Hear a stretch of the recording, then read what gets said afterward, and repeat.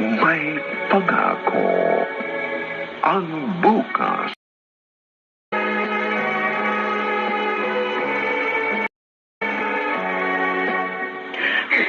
Patawarin mo ako.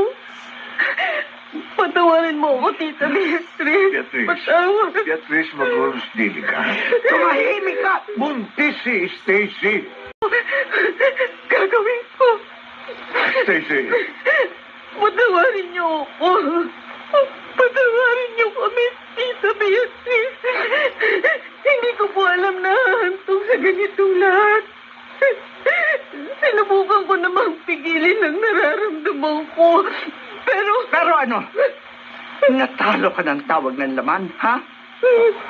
Mahal ko. Mahal ko ang asawa mo. Hindi lang ito tawag ng laman. Mahal? Alam mo ba kung anong ibig sabihin ng salitang mahal? Ang taong totoong nagmamahal hindi gumagawa ng bagay na makasisira sa buhay niya o sa buhay ng iba. Itinuri kitang para ko ng tunay na anak. Pinapapasok kita sa pamamahay ko. Dahil nais ko sa iyo iparamdam ang pagmamahal at pag-aarugang hindi mo naranasan kahit kailan sa pamilya mo. Pero ito pa ang igagati mo sa akin, sa amin ng mga anak ko, na itinuturing ka rin tunay na kapatid. Hindi mo lamang ba iniisip si Ella habang ginagawa niyong dalawa ang kababuyan niyo? Ikaw! Kahit sana hindi na ako inisip mo, kahit ang anak mo na lang, masalig na kaibigan ni Ella ko lang yung babaeng ito.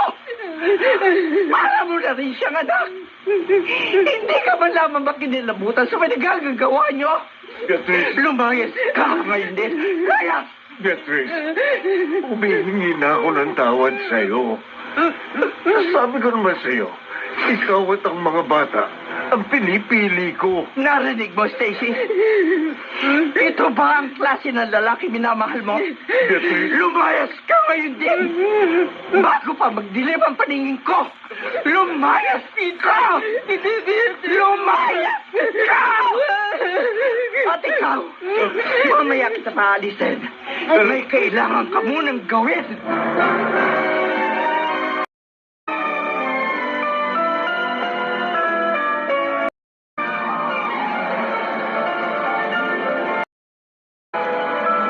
Ate Ella, bakit ngayon ka lang? May dinaanan ako sa public library. Eh, Bakit? Ano ba nangyayari? si Papa, pinalayas ni Mama. Ano?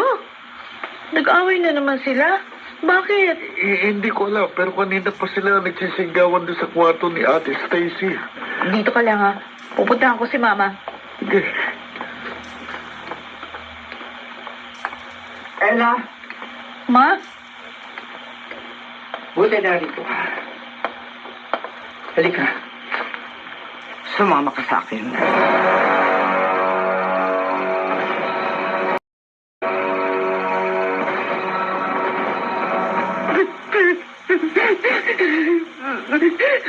Ito si Ella. Siya ang kausapin mo. Oh my gosh. Ate, ano nangyari sa'yo? Ba't ganyan ang itsura mo? Ang buhok mo, sabog-sabog. Pawis na pawis ka pa. Tumayo ka nga. Bakit nakaluhod ka? Ma, ano nangyayari? Tanungin mo siya. Ate. Ate, bakit ganyan? Nakakasama ng baby yan. Bakit ba? Ano nangyari? Sabihin mo. Ano? Bakit hindi ka makapagsalita, ha? Hindi mo kayang sabihin kay Ella na itinuturing ka tunay na kapatid ang kasalanan ng ginawa mo? Ma, Ate Stacy. Pwes, Ano ba to? kung hindi mo kayang sabihin, ako ang siyang magsasabi. Tumayo pa yun! Tayo! Kunin mo yung mga gamit mo at lumayas ka ngayon din sa bahay na ito. Bakit mo pinalalayan si Ate Stacy? Buntis siya. Alam mo ba kung sino ang ama na pinagbubuntis niya? Ate! Huwag mo siyang sundan. Ma! Kaya hindi niya masabi-sabi sa iyo. Dahil ang ama nang pinagbubuntis niya ay ang papa mo. Ano?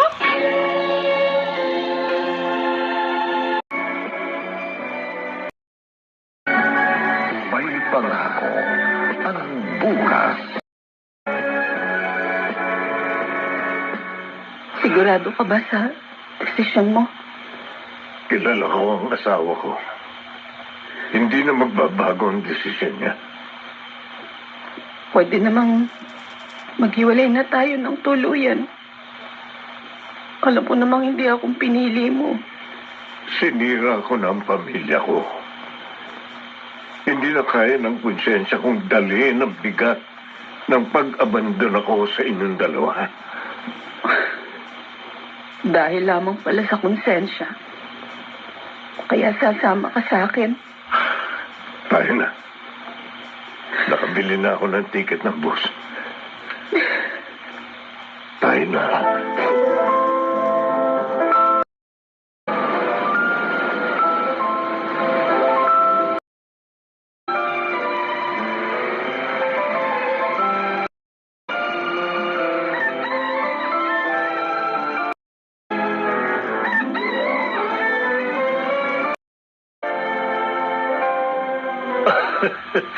Ang ibig sabihin ba nito, mauunahan ka pa ni Red na mag-asawa, Ella? Ayos lang yun, Uncle Ted. Ang akala namin noon, puro pag-gadget lamang ang atupagin mo, Red. Noon yun, Uncle.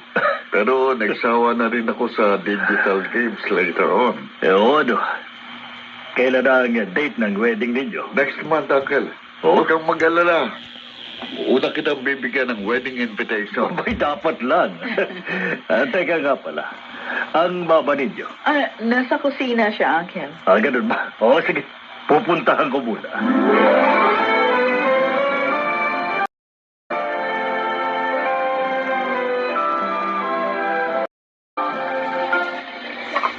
Itong smart dishwashing ang gamitin mo.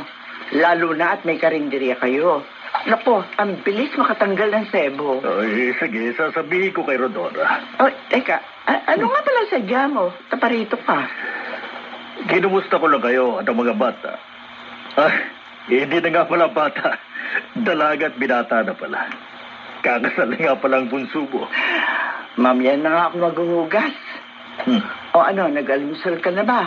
Gusto mo ng kape? Ay, hindi na. Huwag na. Ay, buti pa yung isa ay kakasal na.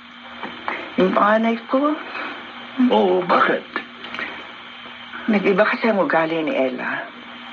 Mula na maghiwalay kami ng papa niya, 10 taon na nakalilipas. Naging tahimik siya. Mailap sa mga tao.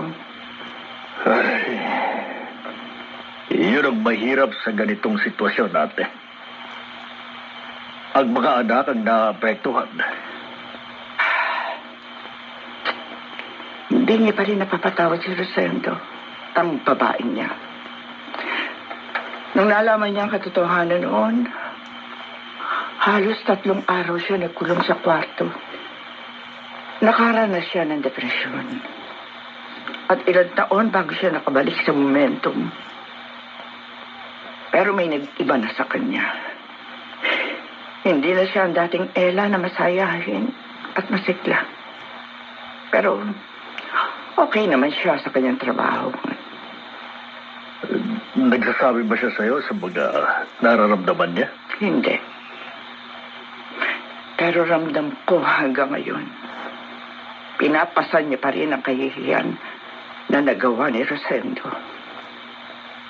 Hindi pa rin niya matanggap ang lahat.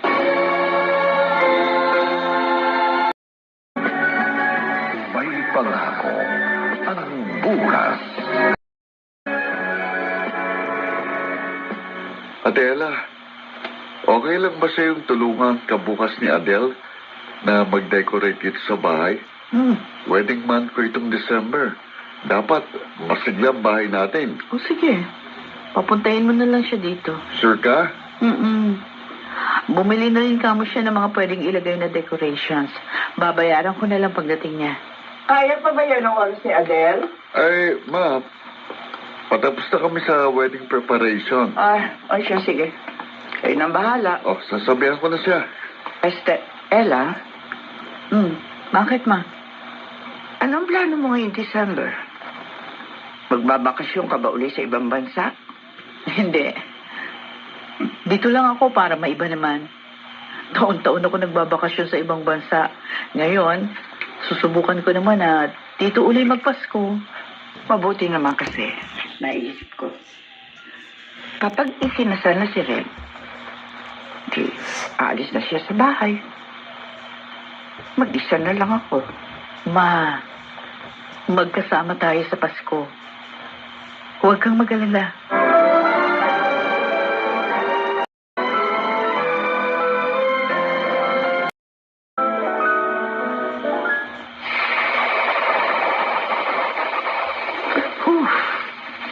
Lamig na nga ng hangin.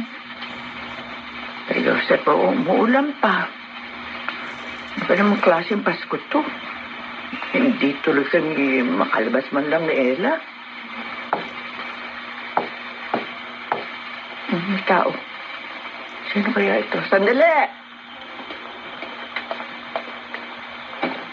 Sino? Beatrice. Rosendo?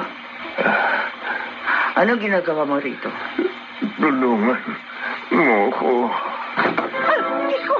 Hinimatay siya! Ella! Ella, anak, tulungan mo ako!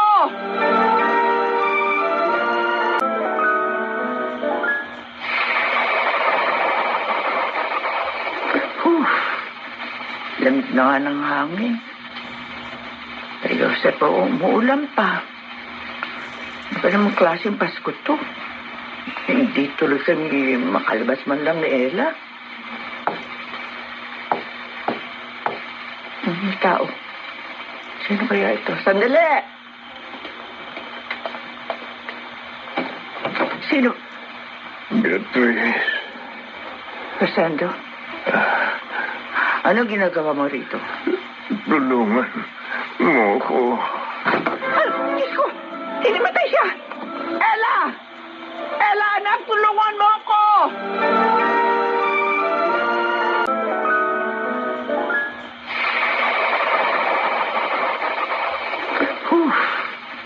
Lamig na nga ng hangin.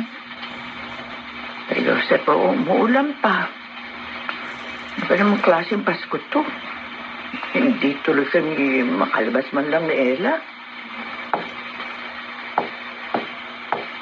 May tao. Sino kaya ito? Sandali! Sino? Beatrice.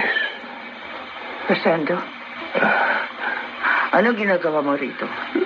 Tulungan mo ko. Ay, Diyos ko! Hinimatay siya! Ella! Ella, anak, tulungan mo ako!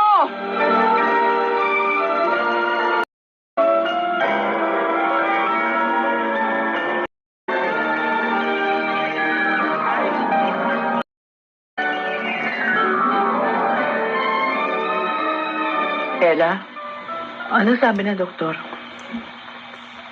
stage 4. Stage 4 liver cancer. Good for him. Anak, Tara na, malis na tayo. sige na, mauna ka na. Bakit? Kailangan ko siyang kausapin. Bahala kayo. Pinaglalaroan ba kami ng tadhana?